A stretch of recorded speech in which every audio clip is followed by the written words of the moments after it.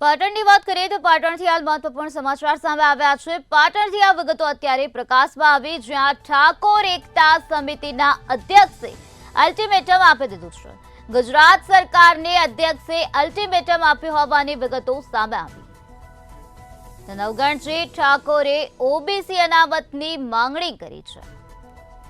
ગુજરાતમાં જાતિ આધારિત વસ્તી ગણતરી માંગ કરવા આવી હોવાની વિગતો અત્યારે સામે આવે છે। ઠાકોર કોળી સમાજને અનામતનો લાભ મળતો નથી તેવી વાત નવગણજી ઠાકોર દ્વારા કરવામાં આવે છે। તમિલનાડુની જેમ ગુજરાતમાં 68% અનામત કરવાની માંગણી કરવામાં આવે છે। સરકાર માંગણી નહીં સ્વીકારે તો ઉગ્ર આંદોલનની પણ ચીમકી ઉચ્ચારવામાં આવે છે। નવગણજી ઠાકોરે ઓબીસી અનામતની માંગણી કરી છે।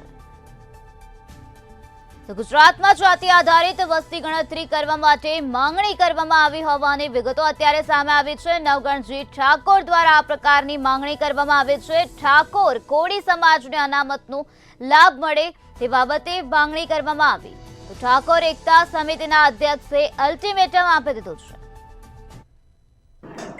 કે ગુજરાતની અંદર જાતિ આધારિત વસ્તી ગણતરી કરવામાં આવે તો ગુજરાતમાં કઈ સમાજ કેટલી નોકરીઓ મેળવી છે, કઈ સમાજ કેટલી સુખી છે, કઈ સમાજ પછાત છે, કઈ સમાજ ગરીબ છે અને કઈ સમાજ અશિક્ષિત છે, તેનો ચોક્કસ આંકડો બહાર આવી જાય અને આખી દુનિયાની અંદર ખબર પડે કે ગુજરાતની સ્થિતિ આ છે।